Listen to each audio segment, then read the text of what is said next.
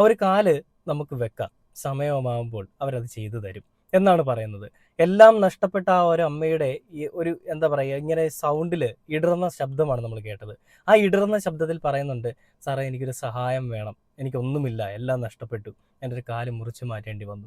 ആ ഇടറുന്ന ശബ്ദത്തിൽ മമ്മൂക്ക ഗാംഭീര്യത്തോടു കൂടി പറയുന്നുണ്ട്, നമുക്കത് ശരിയാക്കാം, സമയമാവട്ടെ, നമുക്കെല്ലാം ചെയ്യാം. അങ്ങനെ പറയുമ്പോൾ ആ അമ്മയുടെ കണ്ണുകളിൽ വരുന്ന ആ ഒരു സന്തോഷം, പ്രതീക്ഷയുടെ ഒരു ഉൾനാമ്പ് അല്ലെങ്കിൽ ഒരു പ്രതീക്ഷ എന്ന് പറയുന്നത് എന്താണെന്നുള്ളത് ആ കണ്ണുകളിൽ കാണാൻ നമുക്ക് സാധിക്കും.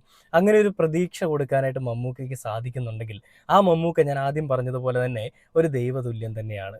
ദൈവത്തിൻ്റെ ഒരു പിറവി തന്നെയാണ് മമ്മൂക്ക എന്ന് പറയുന്നത്. അതുകൊണ്ട് തന്നെ ആയിരിക്കണം ഇത്രയും പ്രായമായിട്ടും, പ്രായമായെന്ന് ഞാൻ പറഞ്ഞ് അവഹേളിക്കുകയല്ല, പക്ഷേ ഇത്രയും പ്രായമായിട്ടും ഇന്നും യൗവനത്തോടു കൂടി, ചുറുചുറുക്കോടു കൂടി, പയ്യന്മാർക്കൊപ്പം പയ്യന്മാരെക്കാൾ കൂടുതൽ ആർജവത്തോടും ഊർജ്ജത്തോടും കൂടി എല്ലാ കാര്യങ്ങളും ചെയ്യുന്നത്.